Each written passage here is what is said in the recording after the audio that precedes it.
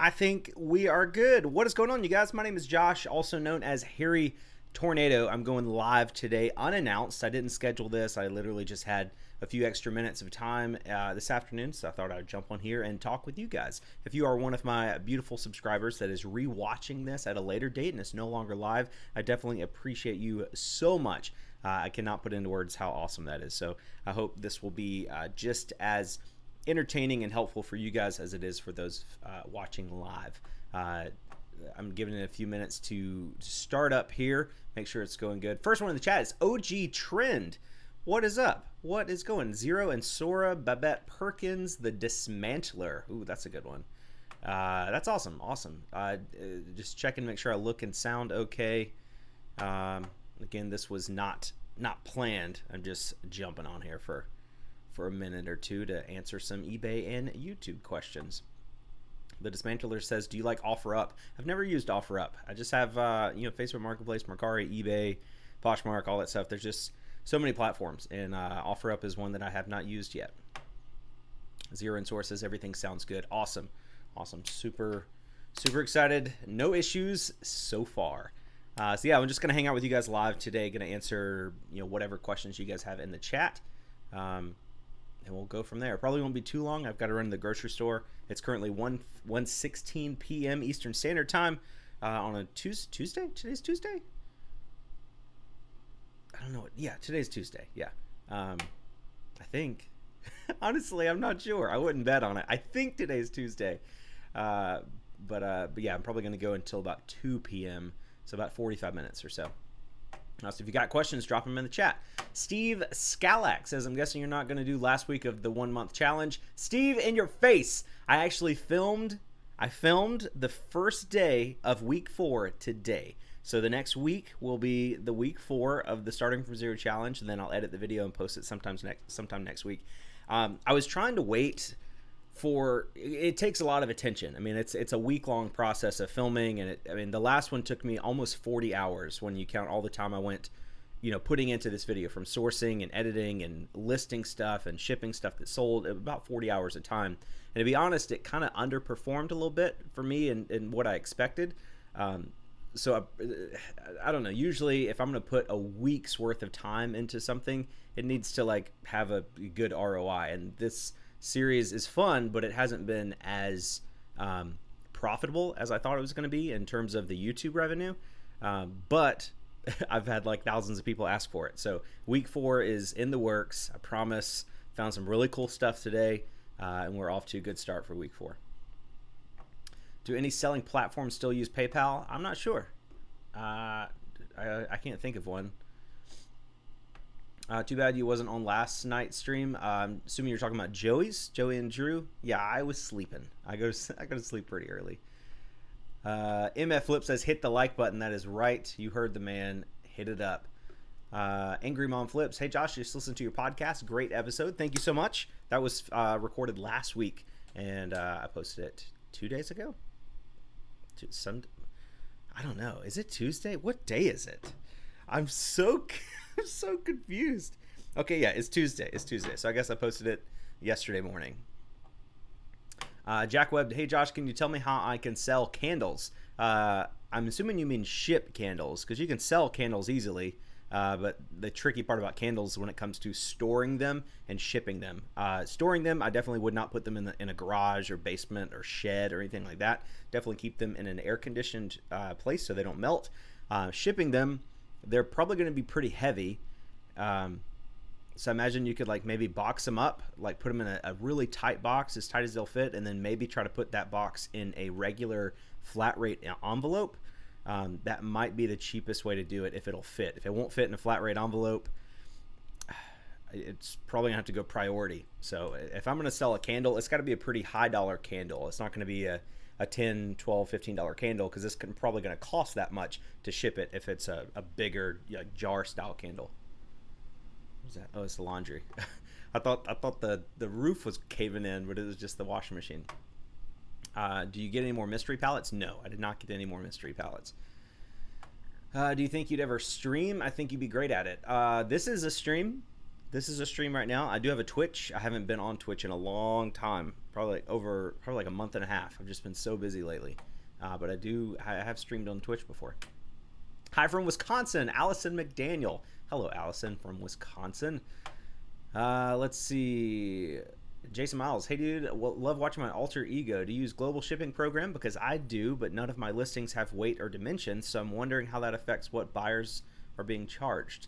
Well, your listings should have weight and dimensions because eBay requires you to put it in. The only time you don't have to put dimensions is if you list your items first class, because first class dimensions don't really matter as long as they're not like super big.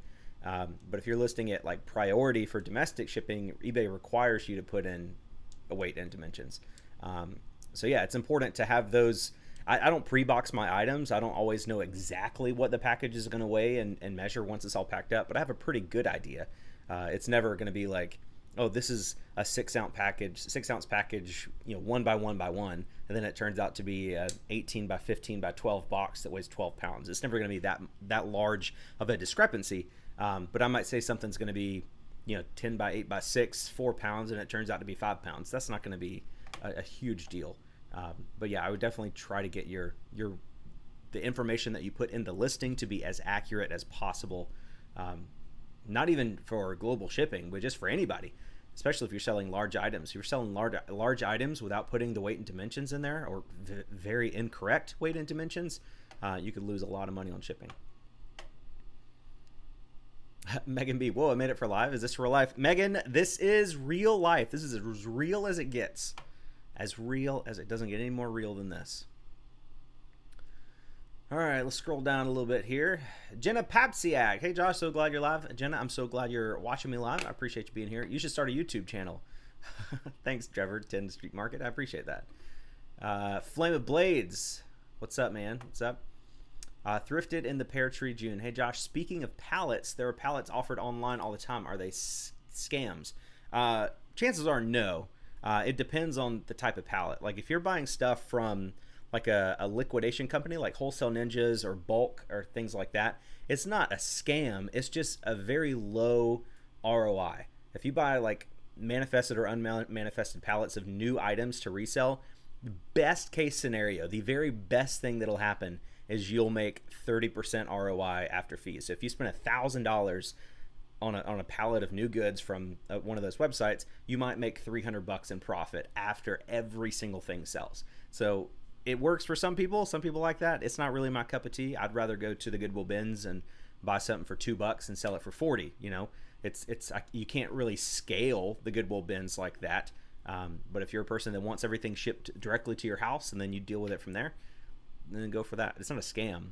Some pallets that are like non-manifested, where it's like, hey, there's, this pallet contains 9 gaming PCs and we're going to sell it for $1,200. They could all be broken, they could all be trashed. How Amazon customers return junk all the time. So you could take a chance on that. I don't know. The only time I would ever think about buying one of those pallets is for a YouTube video. I would never do it for reselling purposes because it's just too risky.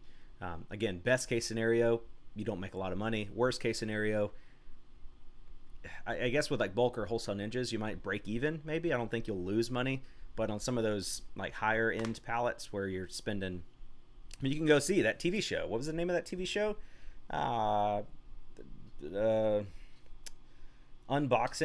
Extreme Unboxing, whatever. And you can go watch that. And that was a pretty realistic example of like people buying, $3,000 pallets of stuff, and it ends up being junk that they can't sell, and then they lose pretty much all their money. So I do not get into pallets, but that doesn't mean that just because it's an online pallet sale, that doesn't mean it's a scam. Weight and dimensions do not need to be put in if you do flat rate shipping. Yakov Benz coming in clutch. Thanks, man. I appreciate that. Big Drift, how's the golf game? I'm so inconsistent. If I hit really good shots, like in 9 holes of golf, I'll walk 9 holes every morning.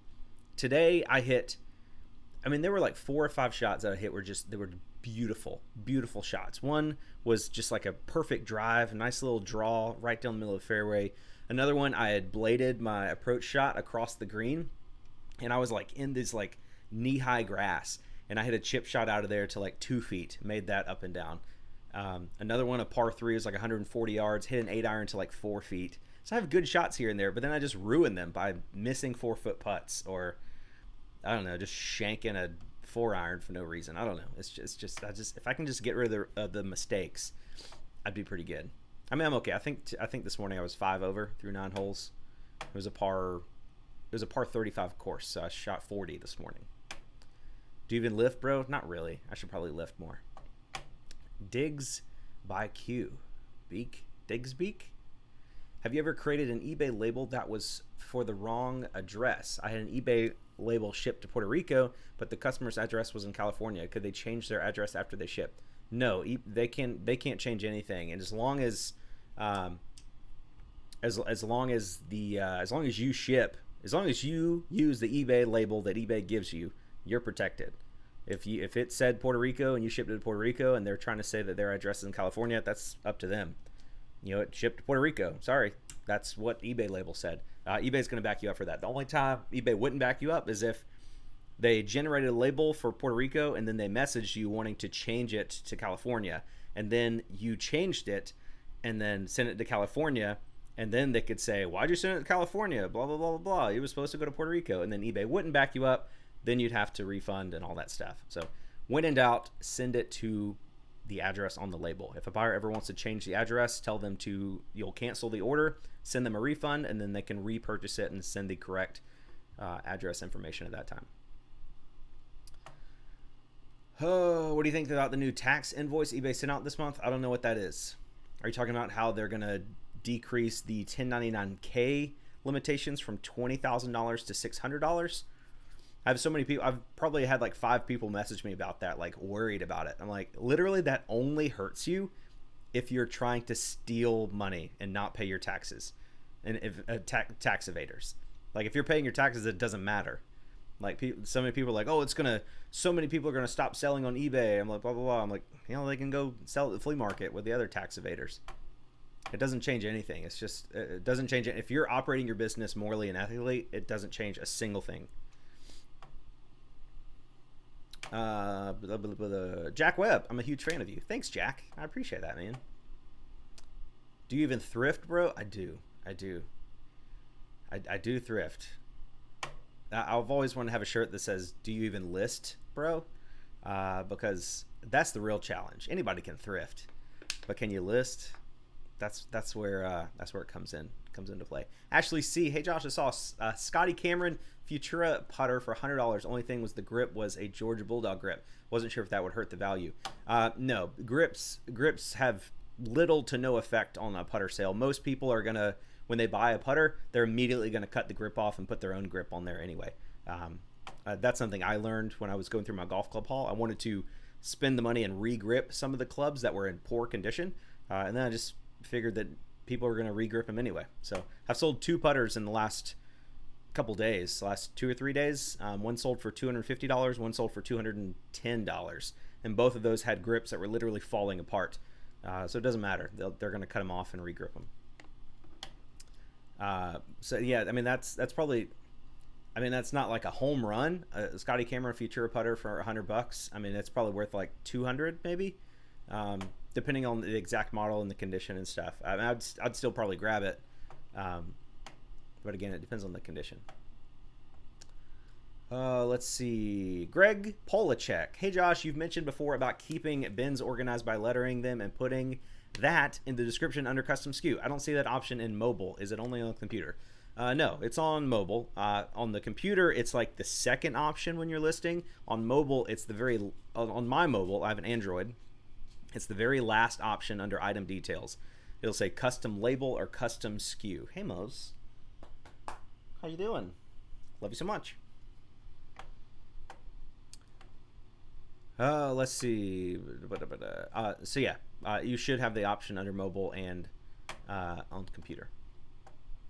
Greens Vintage. Thanks for all the great content. Thank you, Greens Vintage. I appreciate that. Let's see, Zach, with USPS, can you wrap, say for example, a large chess set in original box? Can you simply wrap a poly bag tightly around it and ship priority? Yeah, you can. You don't even have to wrap a poly bag around it. You can ship stuff in the original box as long as it's properly protected. Like I've got these bathroom fans that are in their original boxes, and they're like the fans in there with like like custom styrofoam over all the corners. So those are totally fine. I just when I sell one, I just print off a label, stick it on the box, and send it off priority. Actually, I usually ship those with UPS ground, but it's the same thing. You don't have to put it in a poly bag. What do you do with items that don't sell? I get asked this question a lot. Like people think like if I've listed something that hasn't sold in 3 months, what do I do? It's just wait. It's already listed. It's whatever, chances are it's not costing you any money. You either have, if you're paying like an insertion fee on that item every month, then maybe you should like reevaluate it and make sure it still has the possibility of selling eventually. But I've had stuff that's been listed for like a year and a half to 2 years. I'm not going to take it down. Occasionally I do go through my inventory and look for like really dumb stuff that's not going to sell, and I'll take that listing down and then redonate it. But if it's something that I feel like still has the possibility of selling eventually, I'll just leave it up.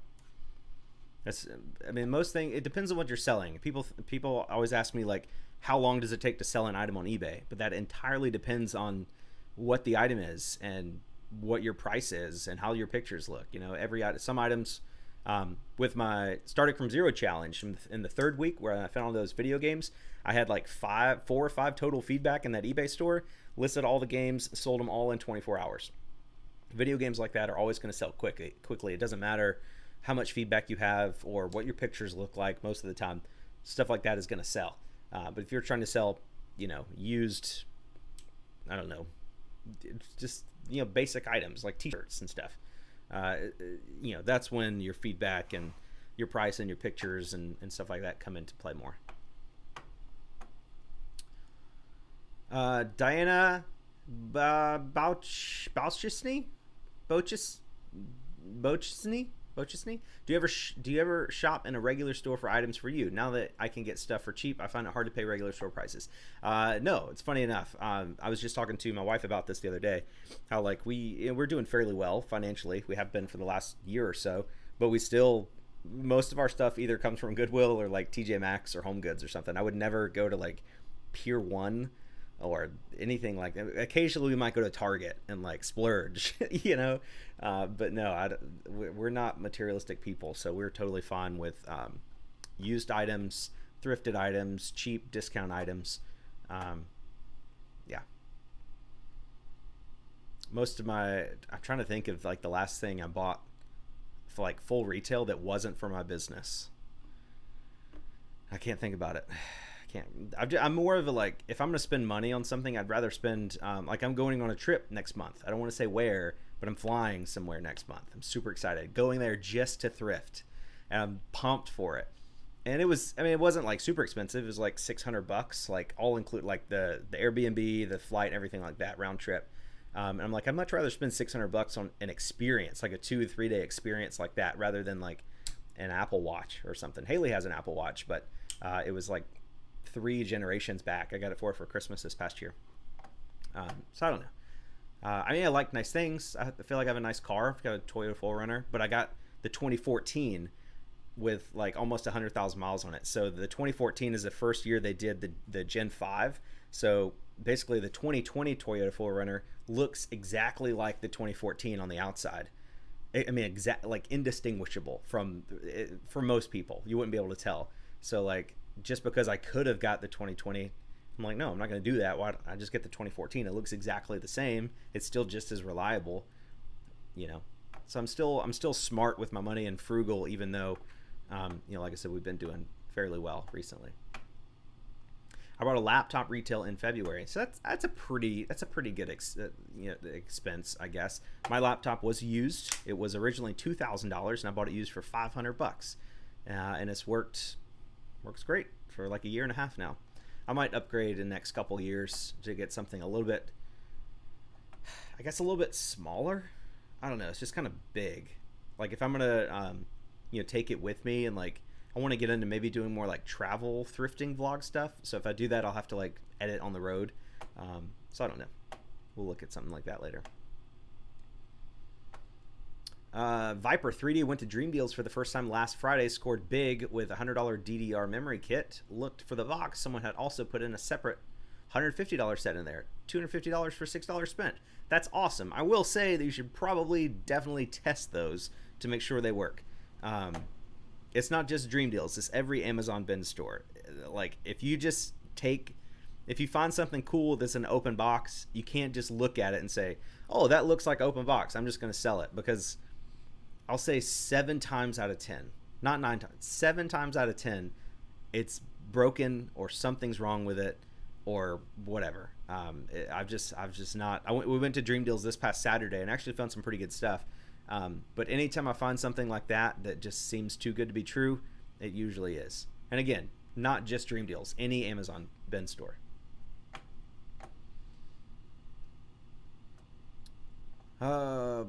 Jack Webb, how much do you get from YouTube? Like $12 for every 1,000 views. And I get about 20,000 views a day. 15 to 20,000 views a day. So you can do the math. Does USPS have a large mailing tube for golf clubs? Don't see it online. The mediums are too short for some irons. They don't. They have a small one, which is like 24 inches. And then they have a medium one, which is 36 or 38 inches. And they don't have a large. I don't know why they have a small and medium and not a large, but no, they don't have a large. You can cut two mediums and like make an extension to fit longer clubs, or you can go on eBay and just search for like a 5x5x48 box. I got some 6x6x48 boxes. I got like 35 of them for, I don't even, like $55 or so. I think it was $55 shipped for 35 boxes, so not too bad. And I use those for like drivers and longer irons and stuff. Joan Dowsat. I'm on lunch break. Perfect way to enjoy my lunch. Hey, Josh. Hello, Joan. Hope you enjoy your lunch. We have a 12-year-old Apple laptop. It's scraping by, but we keep using it. Yeah, I mean, laptops generally last a good while, but I mean, when you're basically my entire livelihood is like based off my computer, and it's fine. Like it works fine, and it's has enough has good enough specs in it to where it would probably last me another like 5 years or so. But with YouTube, there's just not many expenses. Like I paid a butt ton of taxes this year because basically all my YouTube income was pure profit. You know, I already wrote my camera off last year. I'm still using the same camera. I just don't have any expenses. So if I can upgrade my laptop every couple years just to have more expenses with YouTube, you know, keep up with like, again, I'm not a materialistic person, but having a top of the line laptop when you use that for 100% of your income, I think that's a pretty good way to spend some money. Oh, Joel in from Niagara Falls, Canada. Hello, Joel. I appreciate you being here. Why is it snowing here in Missouri? This is crazy stuff, but at least I'm out thrifting, getting new items for the store. That's awesome. I don't know why it's snowing in Missouri. It's like 75 degrees here. California weather. Lower taxes. Let's see, what is this? Let's see if that's...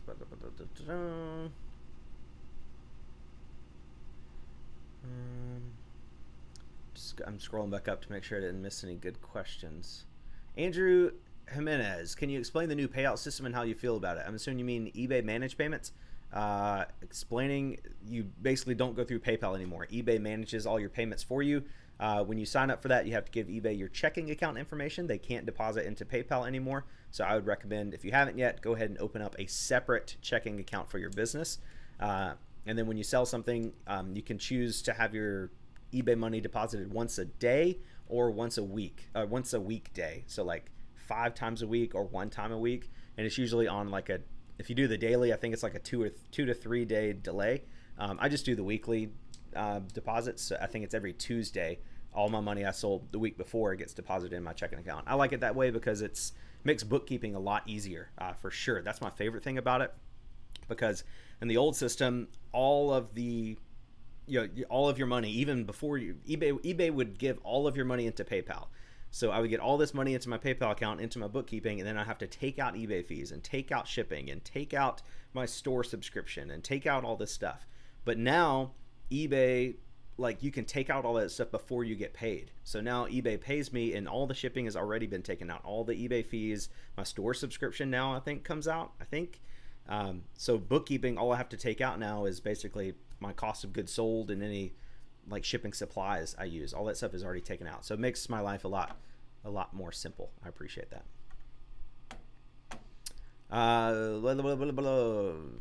Codeman says managed payments is awesome in my opinion. Yeah, I have no complaints. The only bad thing is there's a delay. With PayPal, it was nice. Like if you sold a $300 item, bam, you got $300 in your PayPal account immediately. So if you're, living paycheck to paycheck, trying to do reselling to fill in the gaps between payday, that's really nice to get that money immediately. But on a 2 to 3 day delay isn't really that much different. Oh, let's. Good night, Harry from Austria. Can you please make some more Goodwill Mystery Palette videos? Rupee. Thank you for watching from Austria. I appreciate you being here. Unfortunately, they don't sell any more Goodwill palettes here. I did talk to the manager yesterday, and she said they were going to have one of glassware, but I'm not interested in a pallet of glass. This is the last thing I'd buy a pallet of manure before I buy a pallet of glass. Not interested at all. Don Harrelson. So they were asking for my bank statement. I put my credit card on their seller app. Signing up was going to hurt me. I saw they had a rule about it. Don, I'm so sorry. I don't quite understand your question. eBay is going to require a bank account.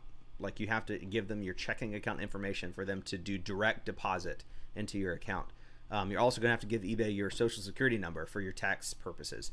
Everybody gets like freaked out about that. Like eBay's asking for my social. What is that about? I'm like, yeah, you're selling something on an online platform. They have to have your personal information to give you a tax form. That's totally normal. So I don't know about the credit card. You can save your credit card on file, I guess, to like pay for stuff. But yeah.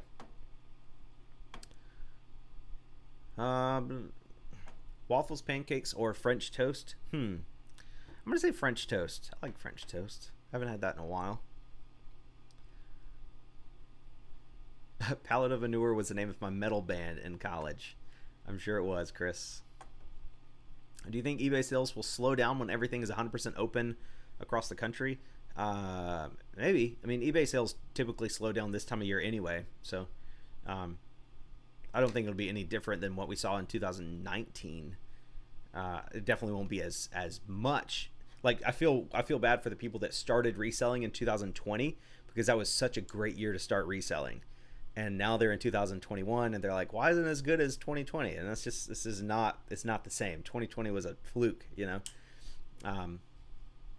So yeah. How do you track your sales for tax? I use GoDaddy Bookkeeping. You hook up my business bank account to it, and it automatically logs all my income from eBay and YouTube and Amazon, puts it in income, and anytime I buy anything with my business debit card, it takes it out as expenses. 92% of my bookkeeping is automated. I just go in like once every couple weeks to make sure things are still looking good. Are you still doing the G Fuel? Yes, I am still doing the G Fuel. Just drinking water right now.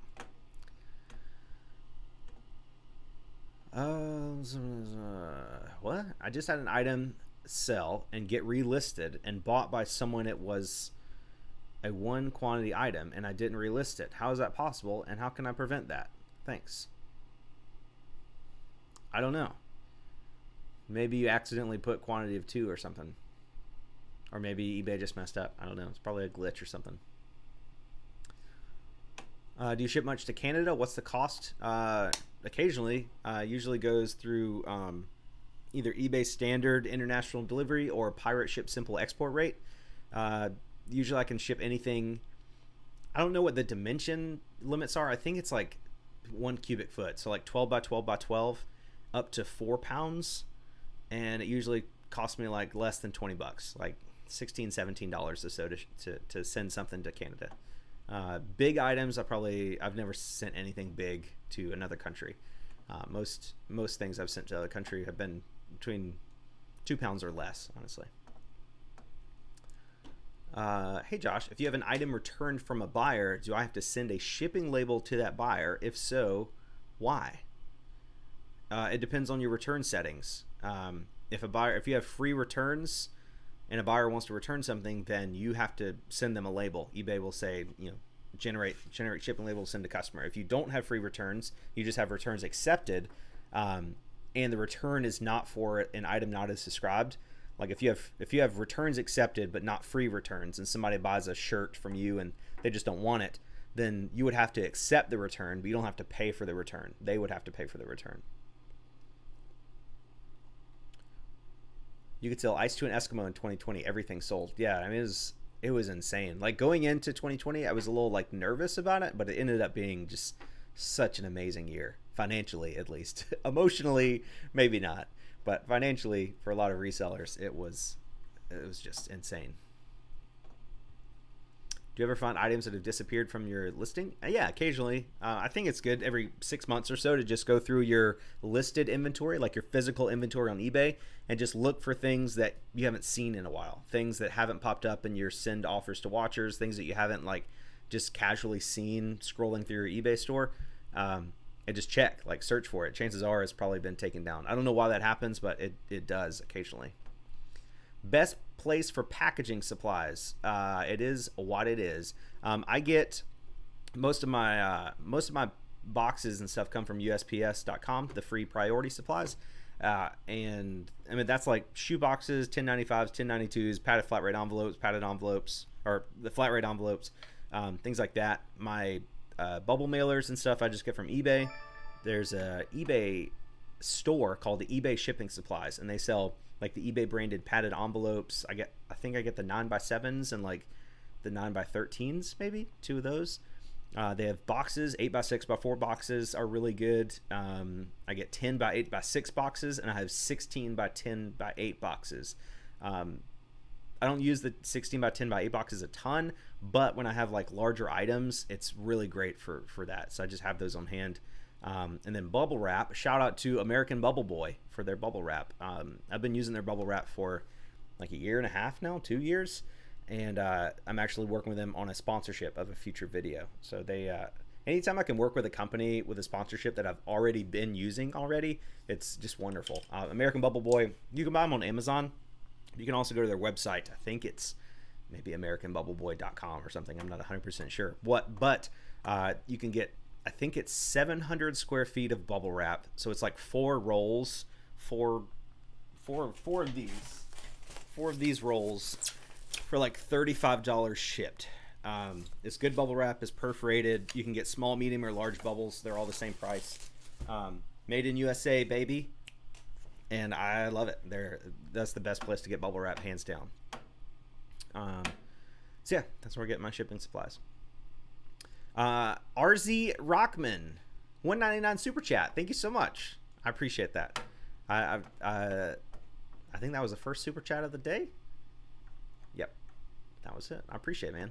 I wish I was started last year, but I was too busy fighting for my life. Young Sammy, I understand. Luckily I have not, I nor anybody I know really personally has had any issues with the disease going around, but I know a lot of people have. So I'm glad you've recovered now, I'm assuming, since you're here talking with us, and now's a great time to start reselling. If you don't start now, you're gonna be in my live chat next year saying I wish I would have started on April 20th, 420 at 1:48 p.m. Eastern Standard Time when I was talking to Harry Tornado. Let's see. Can you give tips for resourcing items for someone who lives in a rural area? Yard sales, church sales, Facebook Marketplace, picking, like find an old barn or something that needs to be on American Pickers. You can go there and ask them if you can look for stuff. You can just travel, like take a day trip. That's what I'm doing when I'm going out of town. We're just going thrifting. So I got an Airbnb. You're going to be there for technically 3 days. And the whole trip, I'm just flying there with an empty suitcase. And I'm going to try to fill the suitcase up and see if we can make enough money to pay for the trip, basically. But you can just travel like that. Travel to an area with better thrifting, stay a day, like get a hotel room or something or an Airbnb, and do that a couple times a month. Just try to just go all out, take a bunch of money, buy a bunch of stuff. Then when you get home, immediately list it and go from there. Can you turn your volume up? Thanks, Josh. No, I can't. This is the top volume. Oh wait, maybe I can do this. Is that louder? Testing. Attention, YouTube viewers. I guess I'll just get closer to the microphone. Hello. How's everyone doing? Codeman, thrifting and reselling, $5 super chat. When eBay sends your 1099 or whatever the form is at the end of the year, does the amount reflect total sales or just the total payouts they sent you? That's a good question. I'm not 100% sure about that. I don't remember what mine said this year, but I'm pretty sure that once you're on eBay managed payments and they start taking out all the stuff beforehand, the 1099 is only going to reflect what they actually paid you out after the stuff they took out. So if you sell $1,000 worth of stuff and they take out, $350 for eBay fees, your store subscription, and your shipping costs, then you should only have $650 in income reported on your 1099 for that month. I think. I'm not an accountant, but I'm pretty sure that's what it is. Mindful Recycle, I was wondering how you get so many views on your videos. You're good, but there are so many other eBay sellers out there that don't get near the amount of views. Do you have a secret? So we talked about this in the podcast this week about just how it's not just in reselling. There's every niche on YouTube of different people creating videos. There's people that have been just busting it, just putting so much time and energy into their YouTube channels, and they're just not getting the attention, not getting the views, not getting the traction that they, quote, deserve for the amount of work they're doing. But I think with YouTube, the biggest thing, more important than your knowledge, more important than your camera quality, more important than your consistency is your personality. Like if you don't have an underlying personality that most people find easy to watch, it's gonna be difficult to grow a YouTube channel. If you come across as cocky or boring, if you're hard to listen to, we've all listened to those college professors that just talk really monotone and the whole time, and you have to listen to them talk like this for an hour and 9 minutes, 3 days a week, and it's miserable. You don't want people to have to deal with that on your YouTube channel. I think one of my favorite YouTubers to watch is her name's Sarah Dietschy. She does tech reviews and things like that, and she's from Texas, and she's just honestly, I don't really watch her YouTube videos for what she's talking about, because today her video today was about some cinema camera. It's $3,000. I have zero interest in that camera, but I still watch the video because I enjoy her personality. She's she's good looking, she's personable, she talks with a lot of inflections in her voice, I guess, like I just did. You don't want to just stay monotone the whole time. You want to have some vocal acrobatics, go up in one sentence and then back down when you're making your point, and just make it's just about making yourself easy to listen to. And I'm not trying to say I have a great personality or something, but I think I've worked on my personality. I think I have an underlying personality, and then I've kind of improved it over time. I've watched videos, I've taken Skillshare classes about how to speak on camera that makes it easy to listen to. I've taken classes about how to appear confident without sounding cocky. It's just a fine balance. I don't know, some people I see, some of my favorite up and coming YouTubers that I think are going to be big as long as they stay with what they're doing. Kayla, the homeschooling picker, I love her channel, love her personality. She's a good reseller. I mean, she sells better stuff than I do all the time. But I don't watch her channel for the reselling advice. I just watch it because I just like her personality. It's just her accent's cool. She's good on camera. She's confident, Same with Brittany, Essential Endeavors. I love her channel, and not because I mean, she does a lot of clothing and stuff, so I don't really, the content doesn't apply to me, but I still enjoy it because she's, again, personable, she's well-spoken, she's confident on camera, she looks at the camera lens. But I think if you look at anybody who's successful on YouTube, they all have most of them, 90-something% of them, have a really solid underlying personality that makes their videos good. They can make content about anything as long as they had that passion and personality behind it. That channel would grow. Like Peter McKinnon. Peter McKinnon is one of my favorite YouTubers to watch. He does vlogs and videos about cameras and the cinematography and things like that. And he used to be a State Farm employee. Like, he used to work in insurance like me.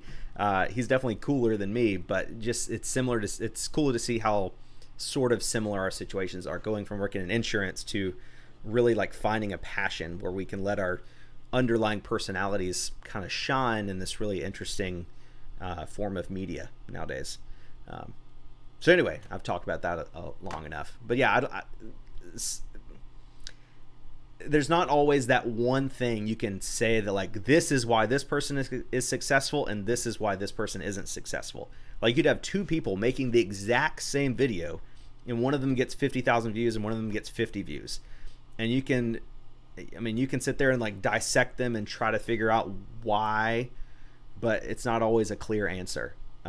Again, I think it has a lot to do with your personality. I think it has to do with the editing and pacing of the video. If your video is too gappy, like too long to watch, or you're like talking too much, like that's one thing I've had to work on over the years is like over explaining things in my videos. Like, instead of just doing stuff in the video, I'm like, like today, and I don't want to say today because that'll give away. So I'm like, hey guys, today I bought these shoes and now I'm going to clean these shoes, and then once they're cleaned, I'm going to list them and sell them on eBay. Like, and then I'll like time lapse myself cleaning shoes and listing them. I'm like, that's redundant, you know, that's a waste of my viewers' time.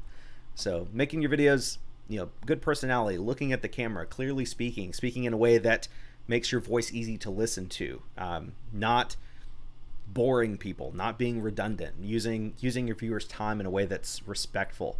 I think all those things come together to form a good YouTube channel. Jen Olive Chart, $10 super chat. Josh, thanks for helping us learn. You're the best. Jennifer from Roanoke, Texas. Hello, Jennifer. Thank you so much for that super chat. You're awesome. Okay, let me scroll back up here. We got like 5 more minutes. I got to get out of here and go to the grocery store. Trevor, 10th Street Market. Is your camera persona different from your everyday persona? Trevor, great question. I will say that right now, as I'm talking to you guys, I'm talking really loudly. Like, I still have the same personality, and I talk with the same mannerisms and inflections when I talk to people in public. Haley, my wife Haley, does say that I talk with a slightly more masculine voice when I'm like on the phone with people or doing YouTube videos. When I'm talking to her, I don't know, I just get kind of lackadaisical or whatever. I don't know. It's just more relaxed and fun. But yeah, generally I'm the same exact person. When I'm vlogging in public and stuff, it's a little bit different because I don't want to talk this loud when I'm in the middle of a thrift store. So I think my volume, and maybe I'm like 110% of my natural personality on camera, and then when I'm off camera, I'm just like my normal personality. So it's not like a complete night and day difference. It's just a slightly more energetic version of myself when I'm on camera. You can ask pretty much anybody that's ever met me in public, and they'll say I'm pretty much the same as I am on camera. And I think that's important, because if you are somebody that has to fake a personality to appear likable on camera, and you have to do that for every video, that gets exhausting. You have to be yourself on your YouTube channel. If you're trying to fake it in every single video, you're going to get burnout, and you're never going to be able to maintain that. It's incredibly taxing. Planning on getting in real estate? Not really. We probably won't sell this house. We're probably just going to keep it and rent it out when we move. But I don't know if I'll ever. And if I have an opportunity, then yeah. But right now, there's no real estate opportunities. Is your let's see. How often do you price check, adjust your prices? I don't know. Every 3 to 6 months or so, depending on the item. Jen Olive Chart says, you have helped me immensely on my reselling intellect. We just wanted to thank you, Jennifer from Roanoke, Texas. Thank you so much, Jennifer. I appreciate that again. That's easy to do, Harry. If you eat a Carolina Reaper before your live stream, you'll get infections out the yin yang. You'll get inflections. I was like, why would a Carolina Reaper pepper give you infections out the yin yang? I don't want that. Antiques from Karen. Janet, new subscriber. First time I've caught you live. Janet, thank you so much for tuning in today. I appreciate you being here. Diana Bochisny. It's true. I've just started following you, and it's your personality that I like. You get to the point and don't make me wait to hear the interesting stuff. Yeah, I think it's certainly not my reselling knowledge. Every single thing I know about reselling, I've learned from other people on YouTube. I've just like repackaged the information and put my own spin on it, and that's how I make most of my videos. I have learned a few things on my own, but 99% of what I know I've learned from other people. Let's see. I love Brittany's channel and the Homeschooling Picker too. Yeah, they're two of my favorites for sure. Pata Devine? Peta Devine? $5 super chat. Bro, if I see something on eBay and want to sell it, where do I get the product from? I'm not 100% sure what you mean. Like a new product, like you see something, you want to like wholesale it. That's a whole process, man. That's a whole, I mean, you got to do a lot of research, find out it's probably made by a company in China, and then you have to see what their requirements are of forming a wholesale agreement with them, and it takes a lot of money, a lot of connections. Probably have to have a business license and a physical place of business. There's a lot that goes into that for sure. Nick and Gary, there is an on voice. I'm extremely social and worked retail. I would visit my parents after work, and my mom said I was still on. Yeah, I mean it's just, it's like being on a telephone call or something. I don't know. Like nobody's 100% the same all the time. But again, I would never talk as loudly. If I was just talking to people in the room, I would never talk this as loudly as I am right now. So I'm definitely on right now. I get what you're saying. I missed a super chat. Dave Stewart, 1999. What a year. Great super chat. Just hit $10,000 in 90 days for the first time. I'm going to take another $20 to donate to something today. Just don't know what yet. Thanks for being the one that got me started. That is awesome, man. I'm telling you, eBay, the success that you can find in reselling on eBay or any other selling platform is only limited by how much work you want to put into it. I've seen some people that sell $1,000 in a month and they're thrilled out of their mind, and other people are selling their first month they're selling $5,000-$10,000. So it's such a wide spectrum of success on YouTube. So I'm super happy for you guys. Honored that I could be a small part of that for sure.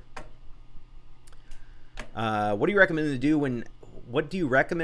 when having to do a long explanatory YouTube video to not make it boring and keep the audience tuned? Good question. So generally with my videos that are more tutorial style, like all in the office here, usually have a lot of cuts, like B-roll, screenshots, usually put a little bit of music in the background. I make sure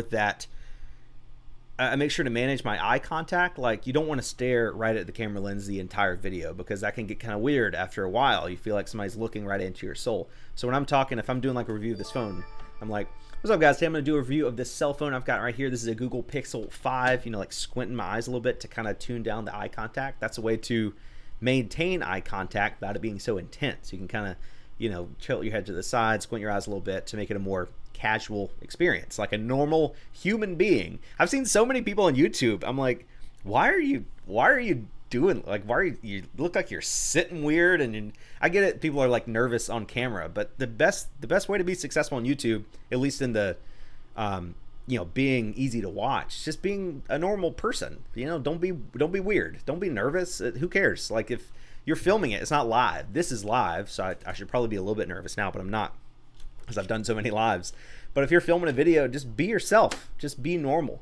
I think that's so many people's problem, is that they have a good personality off camera, and they're like, oh, maybe I should start, Harry Tornado said if you have a good personality you could be on YouTube, and then they start making videos and they just get nervous about the camera, and they're nervous about the whole process, and it just makes them come off as like really stiff and robotic and weird and not themselves. So I think just be yourself. Don't be super weird, but just be normal. Be a normal person, and most people will probably like watching you.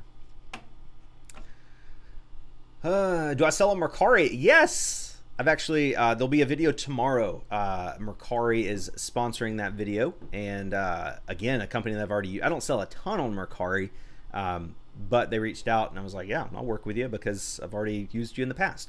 So I'll have a video tomorrow about how to start selling on Mercari, and actually listed some things and sold some stuff while making the video. So that was pretty cool.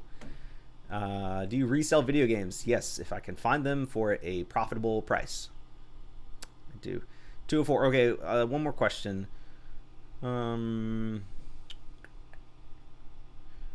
I was a newspaper subscription telemarketer for 10 years. I haven't done that work for 15 years now, but it's still impossible for me to use an inside voice. Extra, read all about it. Newspapers for sale. It took a while, but you'll eventually lose the nerves and your personality will show. Yeah, just keep going. I think I've made like 325 videos or so. You can go back and watch my first video. I still think I was fairly confident in the beginning because I already understood that like nobody, like when you're making your first YouTube video, nobody knows you, nobody cares about you. That's true in life. I think so many people spend so much of their lives worried about what other people think. And in reality, people are so worried about what other people think that they don't care about you. They don't care, like, I don't know. Just be yourself. You know, nobody cares. How should I go about prepping to do a YouTube live? I've never done one and I'm a bit nervous. Nick Woolsey, what's up, baby? Let's go. YouTube lives. If it's your first time, maybe try to collab with somebody. Like having somebody extra with you on screen is a great way to kind of like dip your feet in the water without taking the full plunge. The hardest thing about a live stream is that you're having a one-sided conversation the entire time. We've been going live for almost an hour now, 51 minutes, and I've been the only one talking. And it's hard to do that. It's hard to manage everything yourself, like reading comments and trying not to, finish when I finish a statement, I don't want to finish and then say, okay, let me, hang on, I'm just trying to find another question.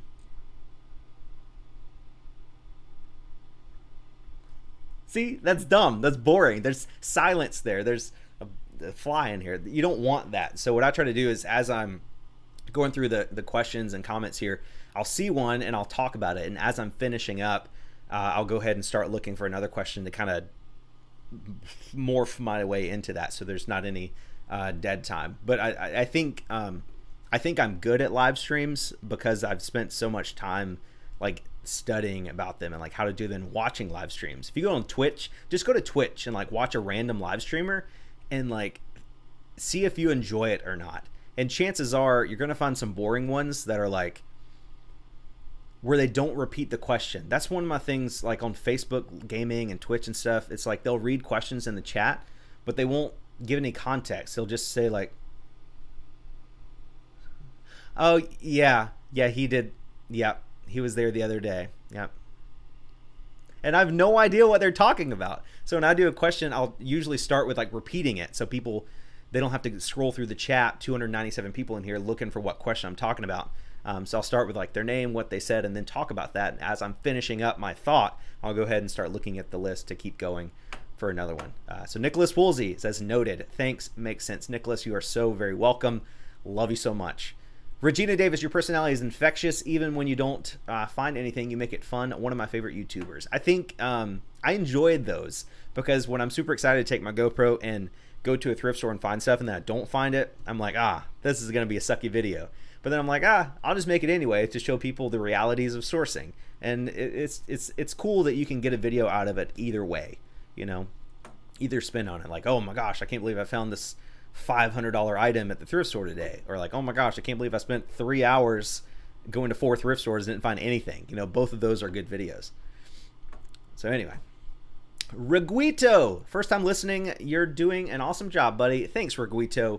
I really appreciate that. And with Reguito's comment, I'm going to be out of here. 300 people in the chat. Make sure you guys take a couple seconds and hit that like button down below. I'm not sure if I'll leave this one up today because I don't know what's a good title for this. I don't know. I'll figure it out later. But I got to go to the grocery store and get some stuff for dinner. So I appreciate you guys.